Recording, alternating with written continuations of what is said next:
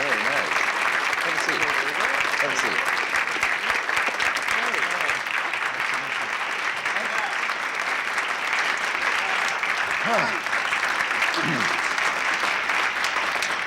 Very good to see you. Thank you. It's good Yes. to be here. Well- It's a very interesting program. I've been enjoying this wonderful conversation over here. It's been peculiar, hasn't it?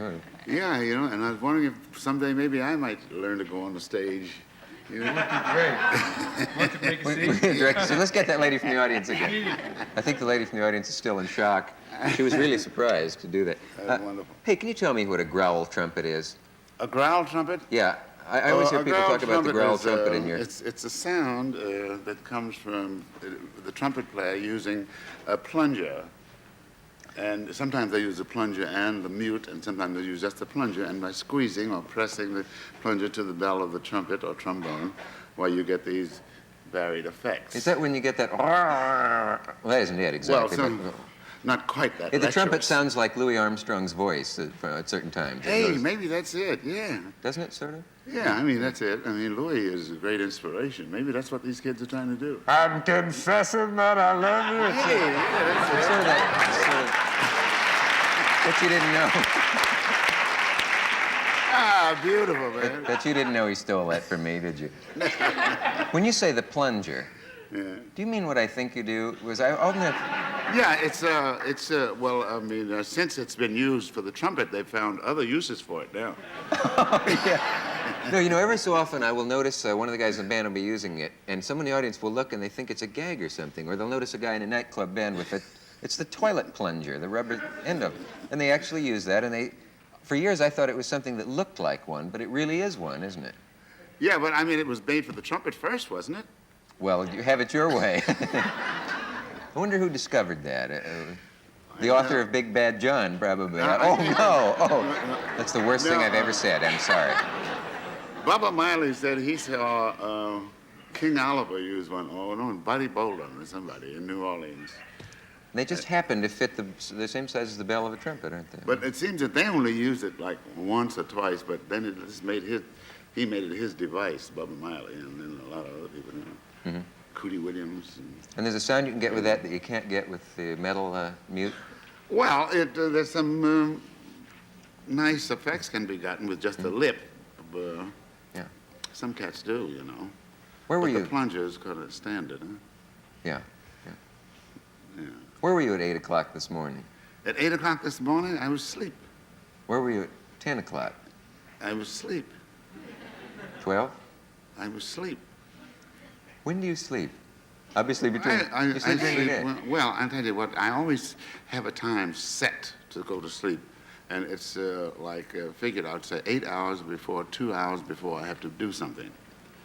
You say, And it you doesn't figure matter to get where up in the 2 day. hours before you go here, and then you say, I'm due here at 4 o'clock, I have breakfast at 2, and 8 hours before that. But then and again, when hours are changed, like when I have a daytime thing to do, this sort of louses me up because, for instance, I got a 4 o'clock day today, and I had to get up at 2 o'clock, so that means I had to be in bed by 6. Well, you know, the 6 late a.m. show doesn't always get off at 6. You go to bed at 6 a.m. Yeah, and then after I've decided to go to bed, and I do my final things that I do sitting around, and this is something I've had to do for all day or a couple of days, and suddenly at the last minute, just before you're getting ready to go to sleep, it comes to you what you're supposed to do. Then you have to get up and start writing. You mean composing a song? Something, yeah. Yeah. And do they come at a certain time of day more than another time of day? Is that why your day's so Well, reversed? it's a matter, I think, of getting a complete mental isolation.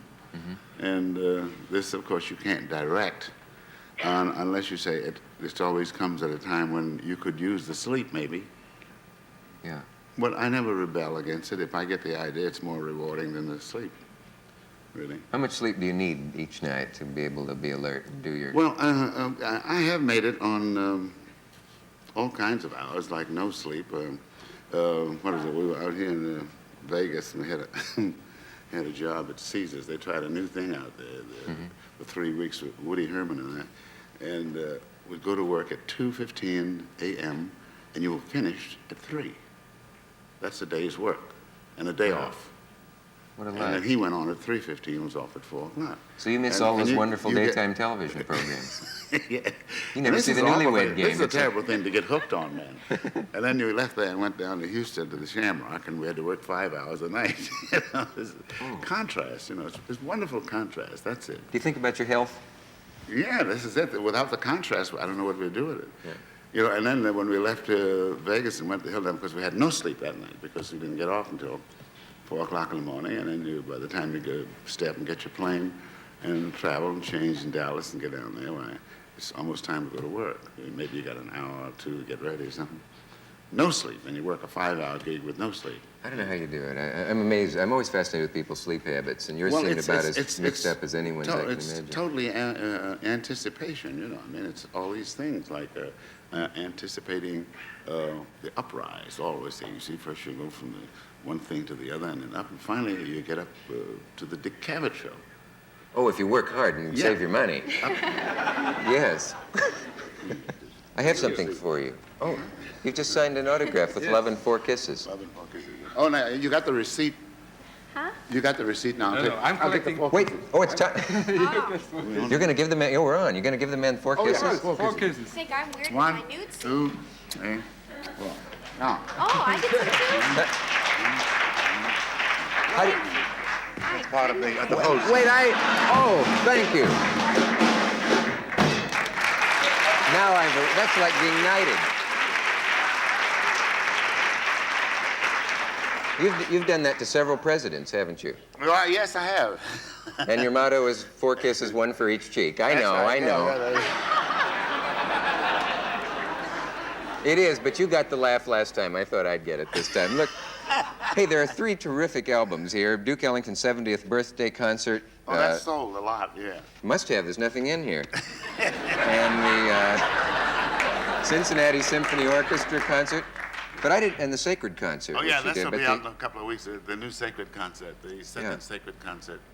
Gee, those look good. That's very important. If there were records in these, I'd take them home. I will anyway. Sure. Look, I want to give you something. How would you like, this may be a surprise to you, I don't know, but Mr. Ellington has won, once again, another award, and this is really a good one. This is the Playboy Jazz Poll Award, and it's the one where the musicians vote, and it's in here. Why am I handling it like it was nothing? It's here, Playboy All-Star Jazz Poll winner, Duke Ellington, and I have the honor of presenting it to you. And there it is. There you are.